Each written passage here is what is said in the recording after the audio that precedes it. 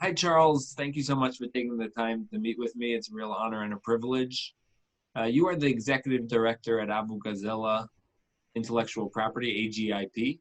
Since your launch, AGIP has consistently been at the forefront of efforts to improve the infrastructure of IP in the Arab world. What are the challenges and opportunities the current situation presents to these efforts in particular? Thank you, and thank you for contacting us for this project. Let me, if you allow me to speak a couple of minutes about how we started, because as you mentioned, and this will help us a lot to answer the question about challenges and opportunities. Abu-Ghazaleh Intellectual Property started in 1972 by our founder and chairman until now, His Excellency Dr. Talal Abu-Ghazaleh. And we started in a few countries first, Kuwait, Jordan, Saudi Arabia, and we started to expand until we are now in 29 different countries. We are part of a bigger group called the Talal Abu-Ghazaleh Global, which we have other sister firms who offer other and more professional services. So going back to this, why I mentioned this, because in 1972 until let's say the early 2000, 2001 and so on, I was called by our chairman, and he told me that although we are there since 30 years almost, but now I want you to head the regional office, which is the office, you can say, that oversee the operation in general in all our offices, to take us to the digital age. And he used to have a nice sentence. He used to say, digitalization is the future language of IP, or intellectual property, which was strange back then, because IP people, in fact, most of the legal people like to deal still maybe by email and so on, but not more, let's say.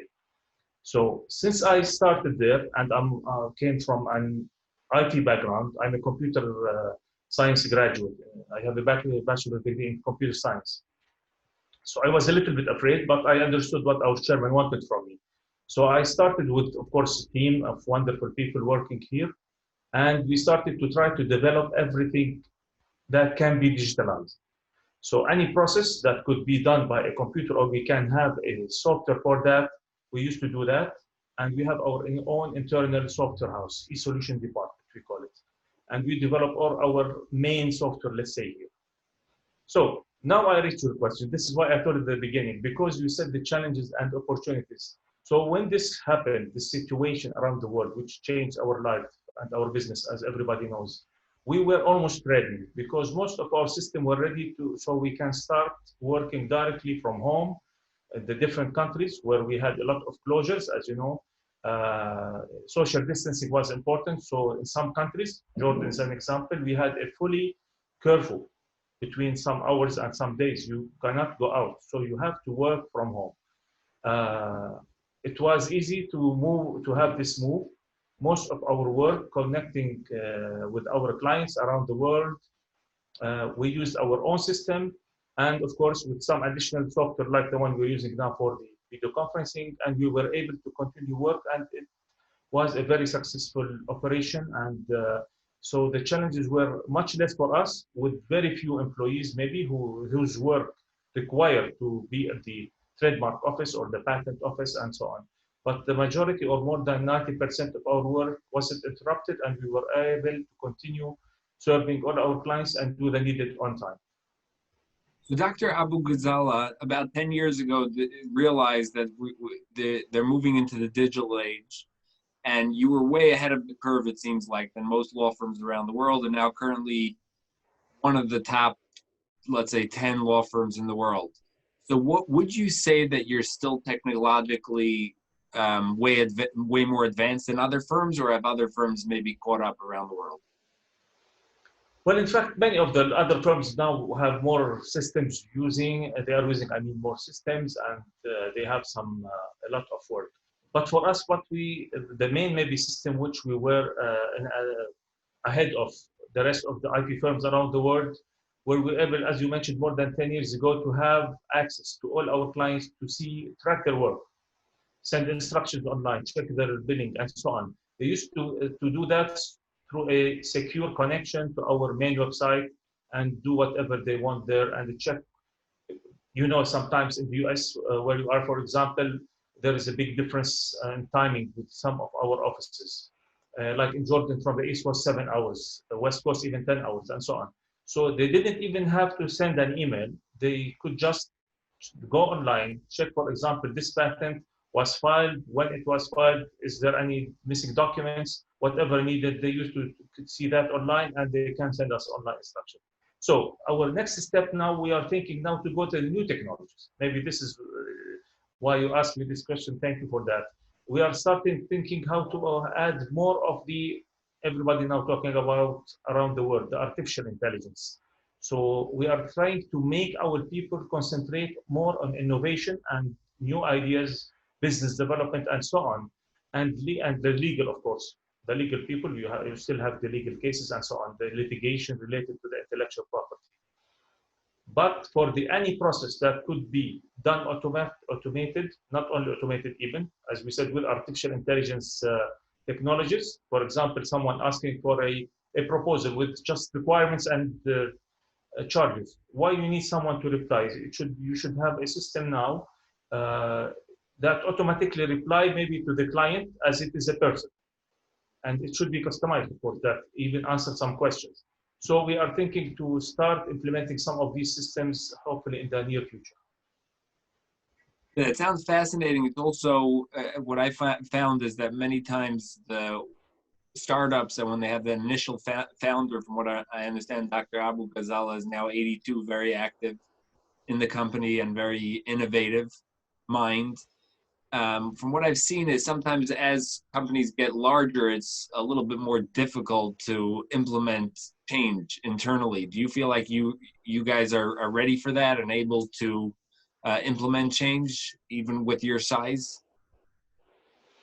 You are absolutely right, this, to be honest. And it was difficult in some countries more than others.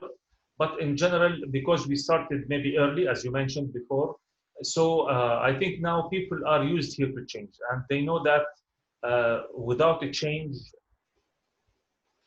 they cannot even advance in their careers.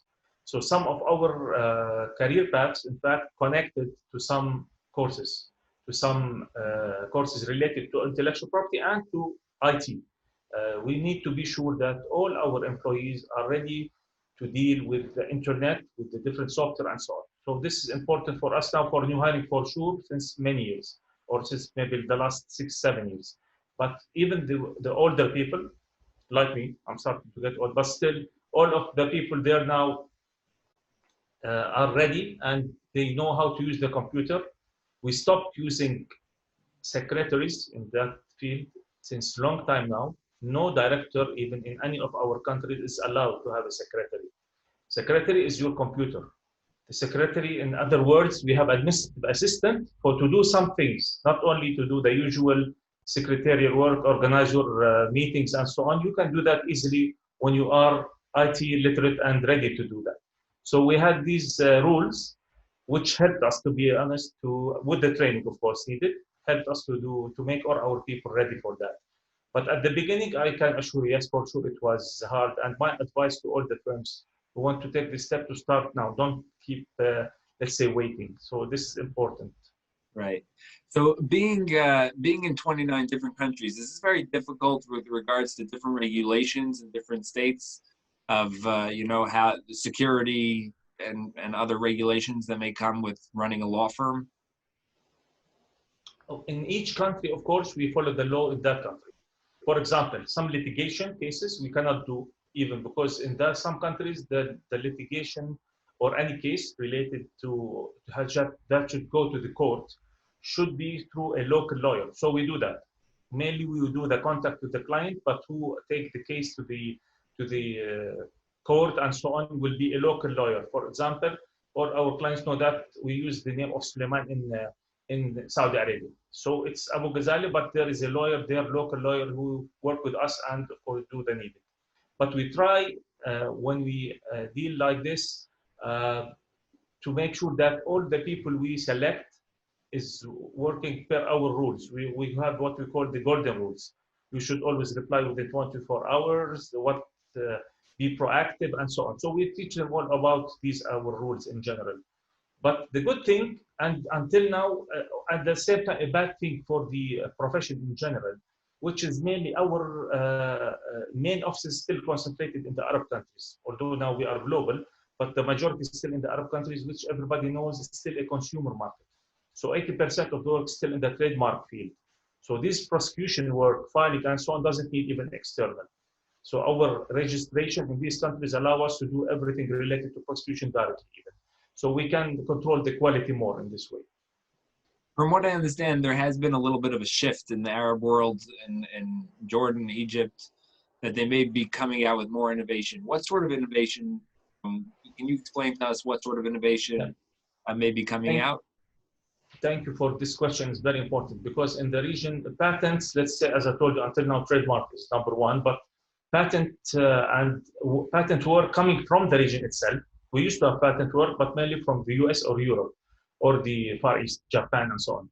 But now, recently, in the last, let's say, few years, more people are more aware of the importance to innovate more and to protect their innovation. So they go to patenting and so on. The majority, and you can say in the fields, you know, mainly pharmaceutical and some high-tech, of course, fields are maybe the main two, let's say, fields that we have patenting in them. And people more interested in this, and they want to know more information, how to do it, and so on. Some of your specialties include internet policy, domain names, IDNs, ICT. Can you share how is this global situation impacting these areas in particular? I think I can say if you want to compare it to the intellectual property, the impact is less, I expect, because from its type, when you talk about internet policy or domain names, so these were already there and you should do that online. For example, you want to search for a domain name to register it. You used to go to the internet directly and check. So I think the impact is on the use or how to reach them or to continue the service. It's there and it's much easier.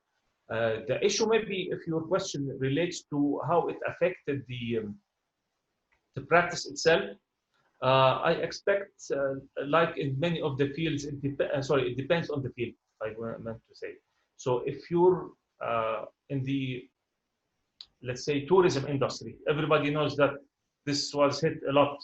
So I'm sure they will have less protection even for trademarks to find their more, let's say, domain names in the different countries needed for the country code domain names. And so this is maybe the effect may be related to the sector, I think, more than the practice itself. AGIP has received the Managing Intellectual Property Award for being the top IP firm in the Middle East for 10 years.